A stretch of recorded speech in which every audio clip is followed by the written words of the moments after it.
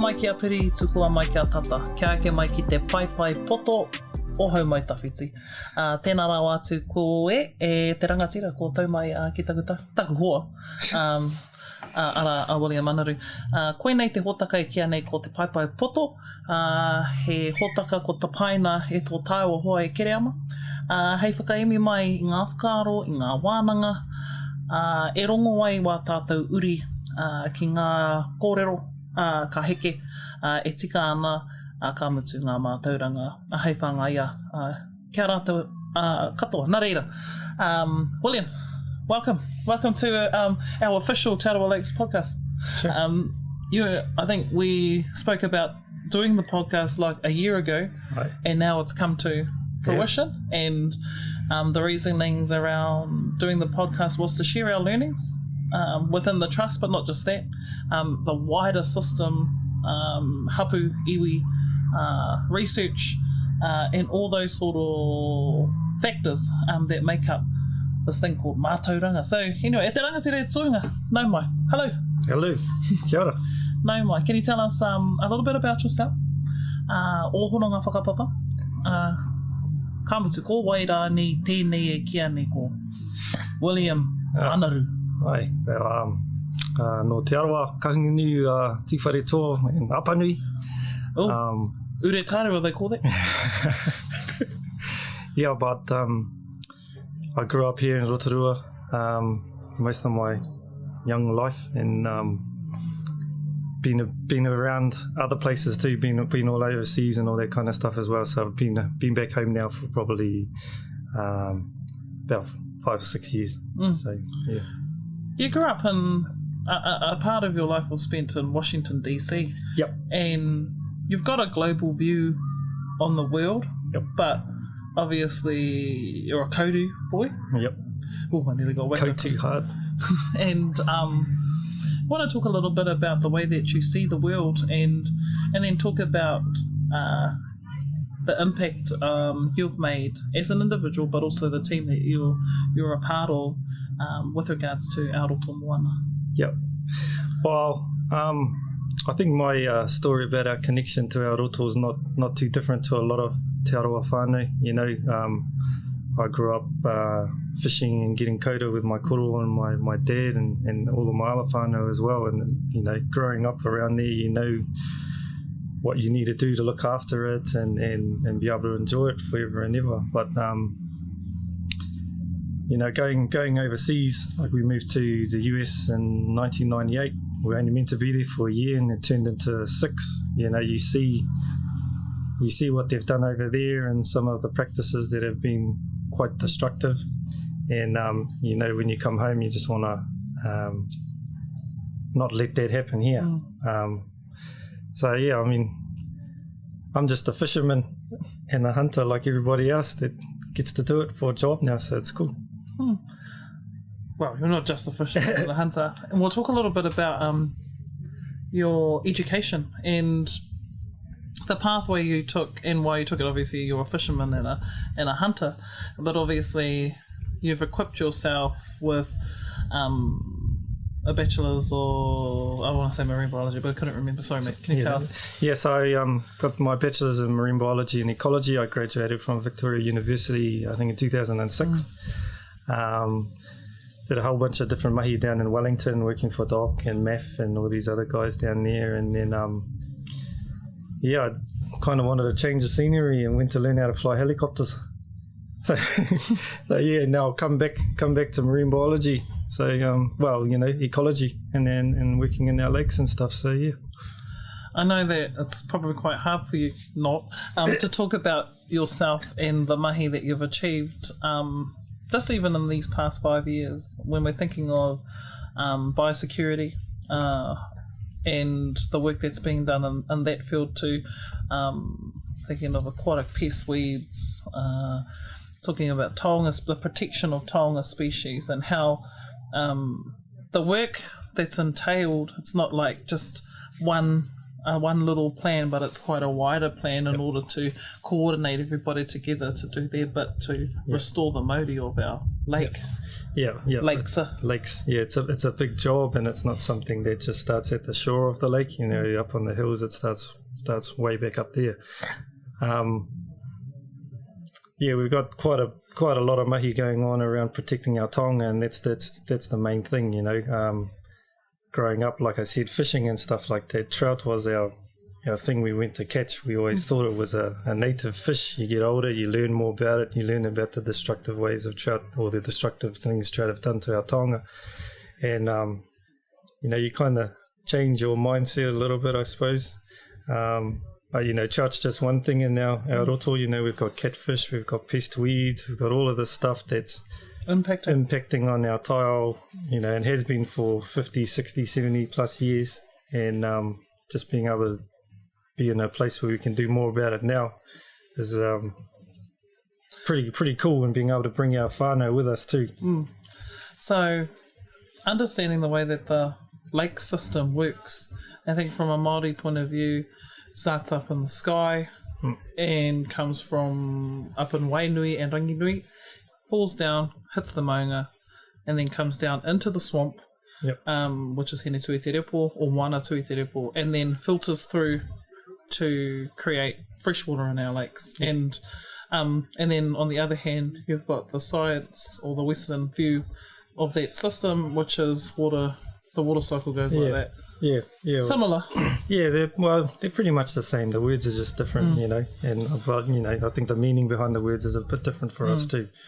But no, you're right. It's just everything starts up there, and then when it comes down, we just have to make sure its journey to our lakes is as clean as it can be. But yeah, that's a big job to make sure we can do that properly. Obviously, there's that, and then there's tonga species. I think there's like 6. Yeah. Can you name them? So yeah, and in our roto there's koaro, tuna, kauda, kākahi, and murihana, and all of those are native to our lakes, apart from murihana. And they're protected by law. Yep. So they're protected by the Te Arawa fisheries bylaws and stuff like that. And from the position that you're in, you're the biosecurity officer. Oh yeah, biosecurity manager, operations manager. Yeah, operations manager. And with that role, your job is responsible for coordinating everybody that's meant to work in that hole. You've got the wetlands team, you've got the dive team, you've got even the work that you have to do with hapu and iwi to bring them along in the journey. And that's where I want to bring our conversation to. Uwhi. Yep. An award-winning mahi. Yeah. Tell us about the journey that it took to get it to the stage, because it's in a testing stage. Yep. And then do you see the lakes in the next couple of years being filled with that mat, with the harakeke weed mat, and have it move from side to side, or will the lake be covered? Yeah, well, I think in some of our roto we would probably have to have them covered there. You know, we want to have Uwhi as an actual tool for our weed management program. But our actual involvement in the weed, aquatic weed space it goes back a while, but it's only in the last couple of years where we've been able to, you know, have a good grasp on the decision-making side of things. So previously to Tolk taking over on the weed management side of things, there was another contractor that was doing it, and we've picked it up over the last couple of years. So being at the decision-making table and being able to influence those to see the value in Mātauranga Māori is huge, and that's kind of the light bulb moment for them and you, and the relationship between council and iwi. Yeah. Well, council, central government, and iwi. Yeah, it's. I mean, it hasn't been an easy journey getting there, but we're in it now, and the only thing we kind of need to be able to make a decision on now is the funding. Once we get to that space, we'll be controlling the whole lot, I think. Yeah, that's huge. Yeah. Going from not having control and other people managing the biosecurity space, which is aquatic weed, tonga species, water quality. What are the other parts to it? pest fish, all that kind of stuff. Yeah, but we're involved. Taut's involved in quite a, across the board in all of our environmental or tile restoration mahi around Te Arawa. We've got a foot in it. But yeah, it's been a bit of a journey getting to that. I mean, I think the finding catfish in our lake was probably the start of it, and just being able to be involved in that from the start was pretty cool too. Catfish killers. Catfish killers, yeah. Obviously, the establishment of catfish killers is a part of that whole journey of restoring the Māori. Like 50 years ago, it's only taken 50 years for our lakes to be in this state, and then it would probably take another 2-3 generations for it to get back to where we need it. Is that right? Yeah. It was, I know that everybody who's listening can hear the boat in the background. I just want to let you know that we're on Lake Rotorua. We're in amongst it. It's a part of the mahi that Te Arawa Lakes Trust does, where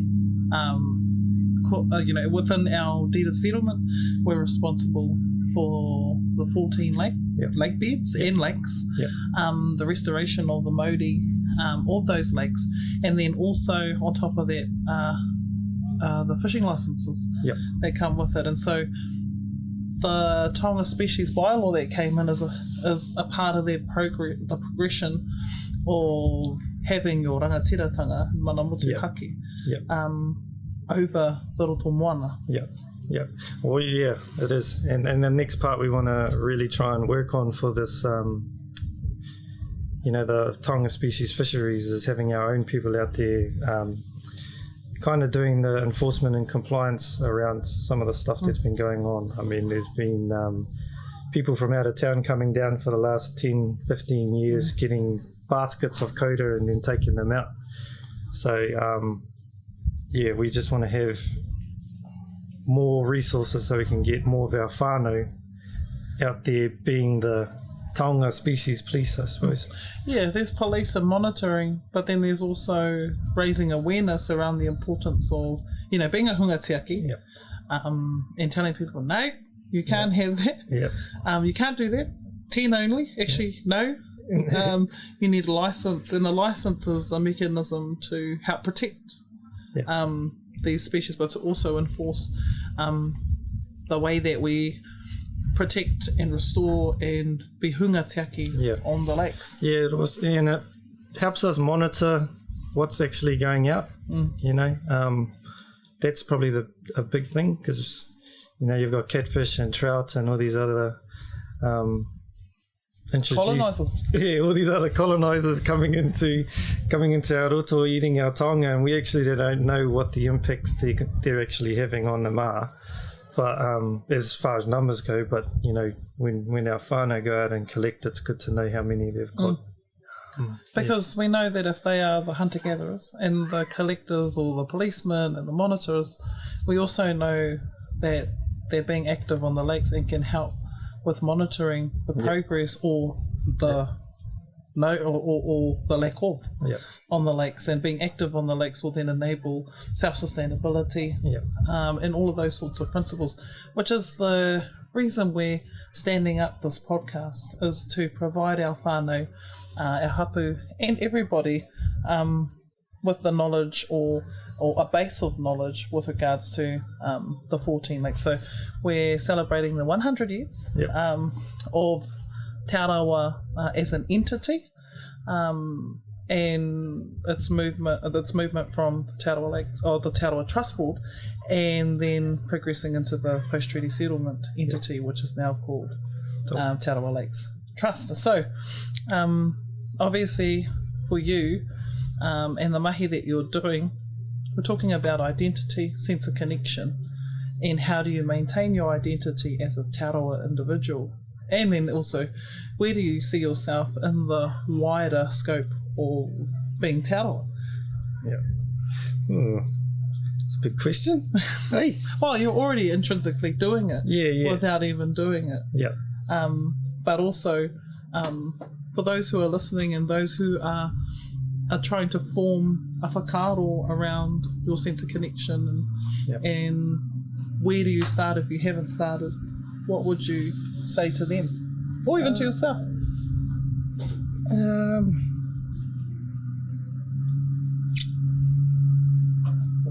Boat's still going around out there. It's kind of distracting me a bit, but I mean, I think our people just coming to our lakes more, you know, is probably the way they connect to them, they connect to us more. I mean, all our stories come from our lakes and our Arawa. Like I said, me personally, I was brought up out on this lake, just on the other side there. Well, probably every day outside of school was spent in the lake, and I think that's one probably way. that's one way. Yeah. And being active and contributing back. Yeah. And when our people are active out there, you know, they've already got the mātauranga there, I suppose, and that local knowledge of how things are trending, I suppose. Yeah. I wanted to talk about your tupuna, one of the original trustees as well of Te Arawa Lakes Trust, Tiweka Anaru. Yep. Did he have some influence over the way you saw the world and the way you grew up? Yeah, I think he did, because I mean, a lot of his thinking and stuff was, you know, passed down to my great-grandfather Karauria, and then my koro Albert, and then of course my dad. So I mean, you know, education was a big thing from Tiweka for all of the whānau to be involved with. You know, I've got I think there's about 17 teachers in our whānau, so you know, his thinking was kind of passed down through them to me, I suppose. Yeah, but being a part of the trust now, knowing that he was there at the start, was pretty cool to see his photo in the office and stuff like that. How does it make you feel? Oh, pretty good. Yeah, pretty mean. Does it make you want to work another extra 10 hours without getting paid? Yeah, it does. You know? Yeah.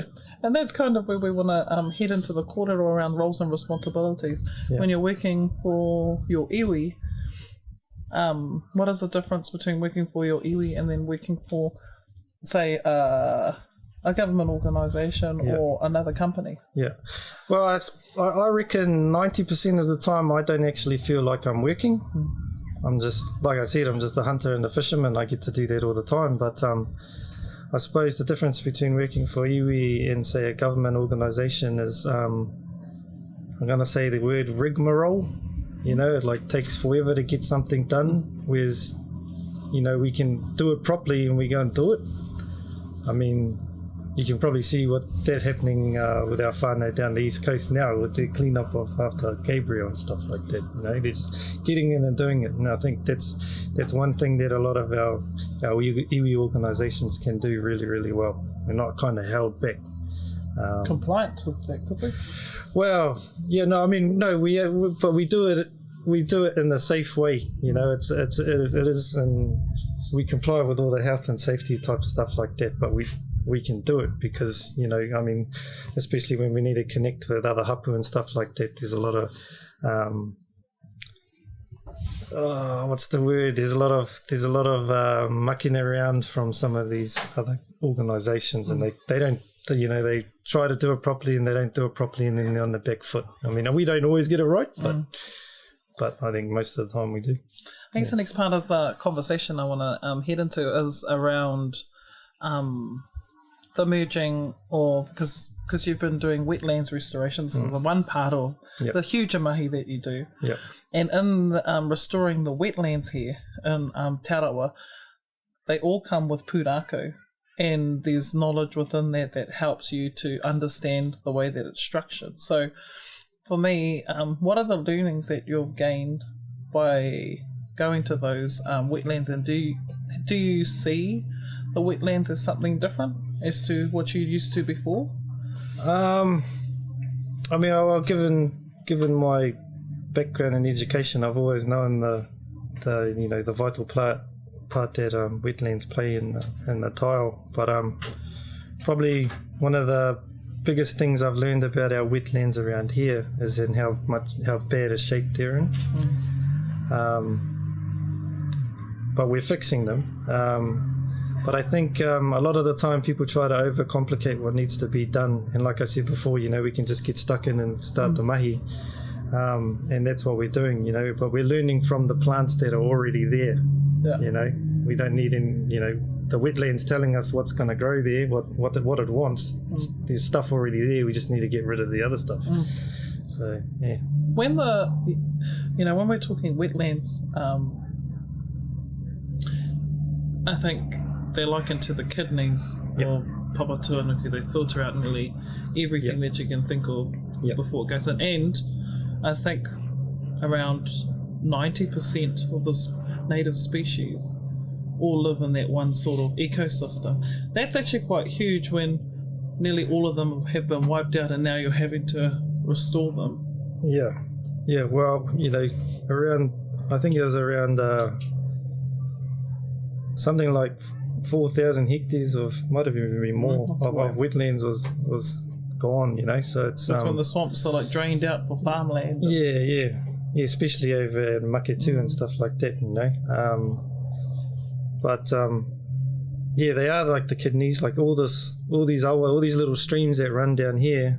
Like this probably would have been a wetland out here at some stage, and all these streams would have gone into that wetland and filtered out the water and all the nitrogen and all that kind of stuff coming down from up there. Back in the day we didn't really have farms up on our hills and stuff like that. It was all native forest, and it was all... Deforestation in general can be real... It's devastating. Yeah, it is. But then there's always solutions. There's always solutions. There's stuff we've got to... mahi we've got to do to kind of correct those issues that have cropped up over the years. We're doing those as best we can. Now, there's a lot more work we need to be doing, and I think there's a lot more opportunity for whānau to get involved in a lot of that stuff. Yeah, you've been working closely with Hapu when it comes to even, I think, biosecurity. I think you were creating the new way of looking at biosecurity officers where... What are we up to now? 23? Yeah, I think it's... And their role is to be able to go in and monitor sites, is that right? Yeah. So we've got... I think it's around about 23 warranted biosecurity officers now. And what does that mean though? So they're authorised under the Biosecurity Act to carry out inspections and stuff. So a lot of what our officers do is they... inspect boats before they go into lakes. So we've got 14 lakes here. Not all of our lakes have the same pests in them, so our whānau check them as they go from lake to lake. And they do boat washdowns, and then they go out and make talk to people, all that kind of stuff as well. So as far as I know, we're like Te Arawa's the only iwi that has biosecurity officers, warranted biosecurity officers, and we're growing that team because there's a lot of mahi for that type of. And they're ultimately hunga tiaki. Yeah, definitely. Then you've got your uwhi. Yeah. And how many of those do you have now? And the whole process around it as well, merging hapu mātauranga and localising that and coming up with a whāriki of some sorts, and then having all that mātauranga, which has now become new mātauranga, and having that in our roto. What an amazing achievement, Evan. I should probably go back to where that all started a bit, Like, we, myself and one of the regional council guys heard about a big lake weed conference happening down in Wanaka, and we weren't invited to it. So we crashed it, and we were listening to these scientists talk about all the stuff that they use to control aquatic weeds, and then I was sitting there and we were like, we could make these out of harakeke. And then COVID happened the week after that, so we all got locked down, and then we started talking to some government agencies, and then got some funding to do a trial on making harakeke mats. So we engaged with some weavers from Rotorua, Te Ropiraranga ki Rotorua, and they made some trial uwhi for us, and we put them into 3 sites, Tarawera, Rotomai and Rotoiti. They're doing really, really well, but the thing we've learned from the uwhi is that they also provide a habitat for our taonga. So when we're lifting them up to have a look, there's koura and kākahi and native plants underneath there that couldn't grow there before. That's the thing the pestweed does, is when it grows in a place, it dies down, and then it creates what's called a anoxic environment, which means there's no oxygen. So kākahi can't live there, kōrero don't want to walk on it, but now... Was that the unintended consequence, or did you always knew? Well, it was thought that would happen, but we didn't realise it would have as many living under it as it does now. So, like, if you put your hand under one of the uwhi, you just feel kākahi and baby kōrero walking around everywhere, which is cool because we could probably use it for like a Hakari. Koha. Yeah. No. Yeah, we could probably use it for like a habitat restoration for kōrero and stuff, especially against catfish and all that kind of thing. So yeah, we're pretty happy about how it's all going. Well, you had the New York Times come and ask you about that solution, and so if the world is seeing it as a global solution, then amazing, Ewa. Are there any sort of kupu or words that you'd like to give to whānau who are wanting to get into the environmental space and, I don't know, do the stuff that you do, who want to be a part of your new pilot school, and then perhaps want to go out fishing with... No. I guess I just want to hear your last sort of words and advice to whānau who are wanting to reconnect back to their taha Māori and their taha Te Arawa, and have a connection with those lakes. Just do it. Hey, you just got to do it. Just come and hang out and do it. Come see William Anaru. Yeah, come see me. Come see me. Yeah, and have a kōrero and a conversation around it, because the more people that are active on the lakes, the better protected in the restoration process or in the revitalisation of everything in there. Yep. And the more our people are involved, the more the more meaningful mahi that can be done. Our kind of thinking comes from a different place than most people, I think. Oh well, tēnā koe o kōrero katoa, and ko te tūmanako ka whera wenei kōrero ki ngā manga, ki ngā mutu katoa o te ao. Kia ora. Kia ora.